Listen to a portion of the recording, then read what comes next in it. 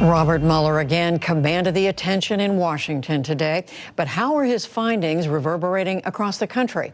For that and more, we turn to Chris Buskirk, editor of the conservative journal and website American Greatness. He's in Phoenix. And Connie Schultz, she is a Pulitzer Prize-winning columnist and journalism professor at Kent State University in Ohio. She joins us from Cleveland. Welcome back to the program to both of you. So I think the two of you have been telling us for many weeks that for all the attention the Russia investigations getting in Washington, Americans are not bringing it up when you talk to them around the country. Chris Buskirk, does today change that in any way?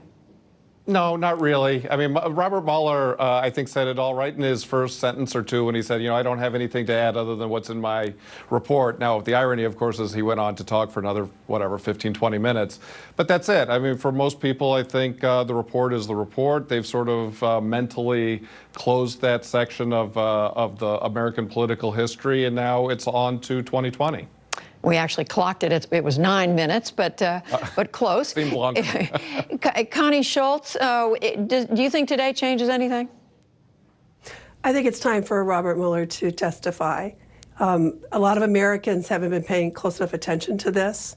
Most of them are not reading the Mueller report. Most of them aren't watching cable news shows, frankly. And I think having him testify will draw the attention, much as Watergate did, much as Anita Hill hearings did, where there's a long history in Congress of hearings focusing the American attention, and I think this is the time. So, Chris Buskirk, if that were to happen, if he were to be required to testify, and we had a guest tonight, Congressman Connolly of Virginia, who said that that is something Congress can require, what would happen, do you think, in the minds of American voters?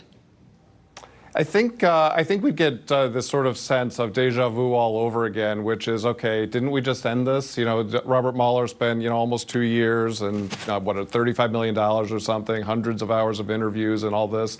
He reissues a report, and then Congress wants him to testify, which, okay, fine. I think that Congress may want him to do that, and I actually sort of tend to agree with Connie on this one, which is I think that might actually be helpful.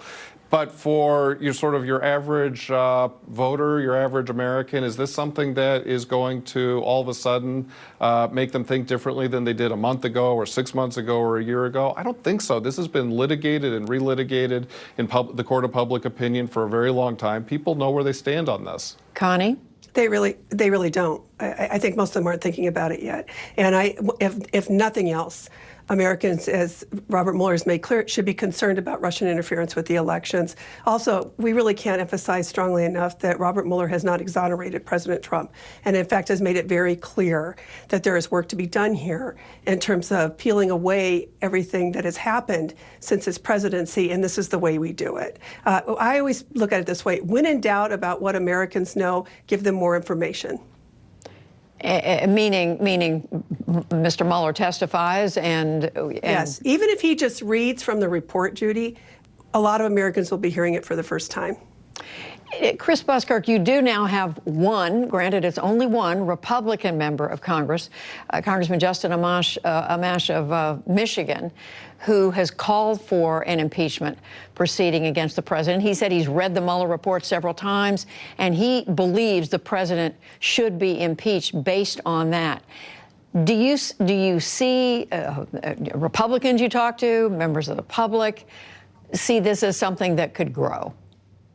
Well, at least if you're asking if it's something that could grow within Republican ranks, the answer is an easy no. I mean, Justin Amash is, this is not somebody that other Republicans take very seriously, and for a good reason. I mean, he is apparently unaware of the fact that he is actually a member of Congress. If he thinks that Donald Trump should be impeached, he has the power to file those articles. He could write that bill, but he doesn't do it. What he does is he goes on Twitter and grandstands. And my position is this: is if you really believe that, then you have a moral and a constitutional obligation to act on it. And whether it be Justin Amash or Democrats who are saying the same thing, if you think that Donald Trump should be impeached, do it.